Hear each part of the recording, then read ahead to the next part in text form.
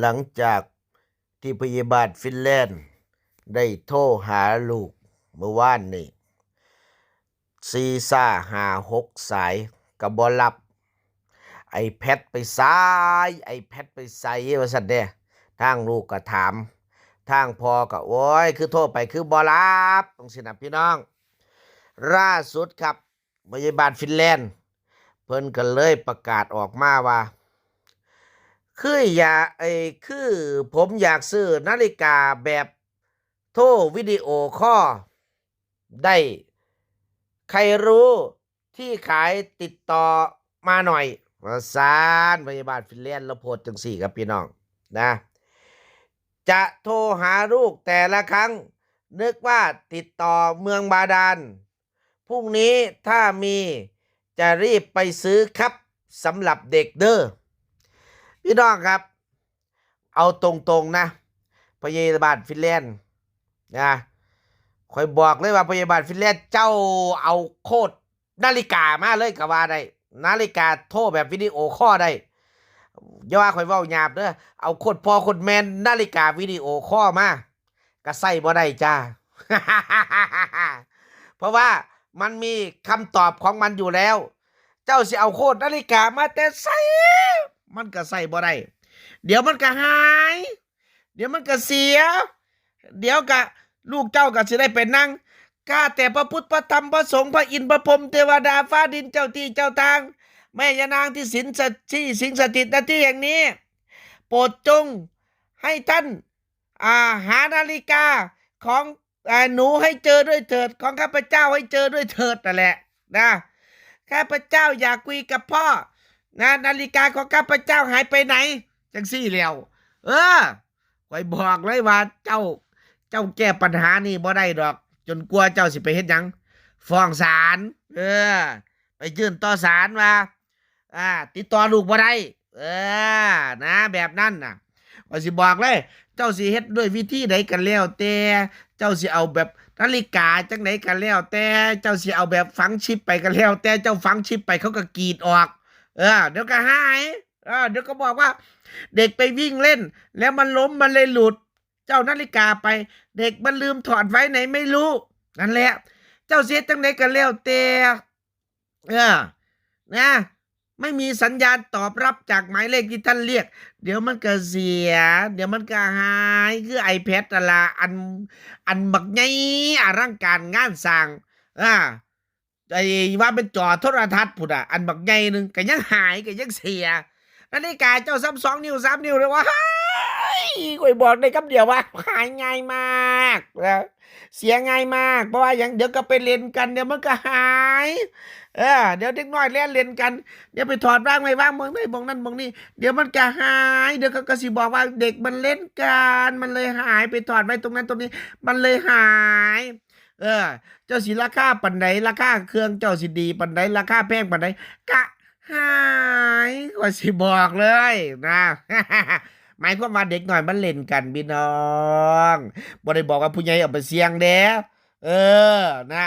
มันเด็กผู้ใหญ่เขาบ่มีนิสัยจังซั่นดอกสอดอกเขาบ่ได้เป็นจังซั่นอีหลีเออเขาเป็นไอ้ผู้รากมากดีเขาบ่เอาของเด็กน้อยไปเสี่ยงดอกแม้แต่iPad ก็บ่ได้เอาไปเสี่ยงดอกเขาบอกก็ได้นะนั่นแหละนะคันเสี่ยงก็ขอให้ไม่ขั้นiPad ไอ้พวกผู้รักผู้ใหญ่เอาไปเสี่ยงก็ขอให้มันตุยไปเลยจังเสียขอมันมีอันเป็นไปจังสิล่ะกล้าบ่บ่เด้กล้าสาบานบ่เด้ ขอให้ครอบครัวข่อยชิบหายไว้วอดว่าจังสิกล้าสาบานผู้คันข่อยเอาไปเสี่ยงว่าจังสิ กล้าอยู่ละมั้งเขาบ่ได้เอาไปเสี่ยงเนาะแม่นบ่พี่น้องนะสำหรับนาฬิกาเจ้าเจ้าสิเอาซื้อไปเจ้าซื้อไปเฮ็ดหยังบ่มีประโยชน์นะสิ่งเดียวที่เจ้าสิเฮ็ดได้ก็คือฟ้องศาลจ้านะยื่นต่อศาลว่าฉันติดต่อลูกฉันไม่ได้ฉันอยากคุยกับลูกฉันตอนนี้ใครดูแลลูกของฉันบอกมาสิต้องติดต่อผ่านใครและทำไมติดต่อไม่ได้เจ้าต้องเว้าจังซี่เลยต่อไปต้องไปยื่นนะถ้าติดต่อไม่ได้ฉันขอฟ้องศาลต้องจันตังเสจะ1 2 3 4 5ก็ว่าไปนะนั่นแหละก็บ่นี่ดอกไปไอ้เว้าง่ายๆซะเจ้า เจ้าอย่าไปลำลีลำไรเสียไหมซะ เสียไหมซะเออเซิงเอาไม่ลดนะเอาอีกจักสองจักสามจักสี่คนก็ได้ดอกฐานะก็ยังเจ้าดิเอาเป็นโหลกับบ่มีไผว่านะหาเงินเก่งก็ยังเจ้าดิเอาหลายปานใดก็บ่มีไผว่าดอกนะตอนนี้เขาบ่อยากให้เขาติดต่อก็บ่เป็นหยังคิดว่าปานใดก็อดเอานะคนไหนอยู่ข้างๆก็จับจูบูรอดนะเดาเดาจังใดก็บ่หลุดปล่อยน้ำใส่หน้าน้องเลยโจกรอดเรียบร้อยแล้วก็อ่องป่องเองแป้งขึ้นมาก็นั่นแหละเสียวแบบแฝดก็ได้ตัวไปหาหมอมาอยากได้แบบแฝดก็ได้ตัวนะแม่นบ่เออนั่นแหละเอานะมันตอนนี้มันก็ลำบากจังซี่ล่ะข่อยก็บอกแล้วว่า เจ้าสิเอาโทรไอ้หยังก่อนนาฬิกาไปอันซ้ำ3 นิ้วเลยไปมันสิหายขนาดไอ้แพดเครื่องว่ามันบักโว้ยว่ามันซ้ำจอโทรหัสว่ามันซ้ำจอคอมพิวเตอร์มันยังหายน่ะนะมันยังหาบ่เห็นมันหายน้อยจังสิไปนี่ทั้งใดแล้วแม่นบ่พี่น้องเดี๋ยวก็บอกว่าเด็กน้อยมันเล่นกันเดี๋ยวเอาไปเสี่ยงอีกละเอ้ยไอ้ดับแล้วแต่โชคชะตาวาสนาสิเป็นไปเด็กน้อยใหญ่ขึ้นมาเดี๋ยวเขาก็มาหาเองดอกพยาบาลเอ้ยเนาะแม่นบ่แต่ขนาดเจ้าใหญ่ขึ้นมาเจ้ายังไปหาแม่เจ้าอยู่เบื้องนอกเนาะแม่นบ่เอนั่นแหละนะเด็กน้อยมันใหญ่ขึ้นมามันก็สิบ่แวะมาหาเจ้าอยู่บ่นะแล้วแต่สิเป็นไปอะเนาะคิดฮอดก็อดเอาล่ะไปเล่นตามเกมผู้ใดบางคนนั้นก็บ่ได้ดอกนะนะเขาก็สิแบบว่าบ่อยากให้เจ้าไปติดต่อบ่อยากให้ลูกไอ้โน่นนั่นนี่ก็บ่เป็นหยังดอกเขาก็อยู่ของเขาตะมุตะมินี่ล่ะเสียไหมอืมโซเดมาคอมโซเดมาคอมเดมาคอมตัวตับตับตัวแม่นบ่ อุ้ยมันสิไปยากอีหยังสาสำเฮ็ดลูกก็ซื่อแม่นบ่ลูกญาติแต่ว่าฟ้าวแต่บอกว่า อันตอนนี้อันพ่อ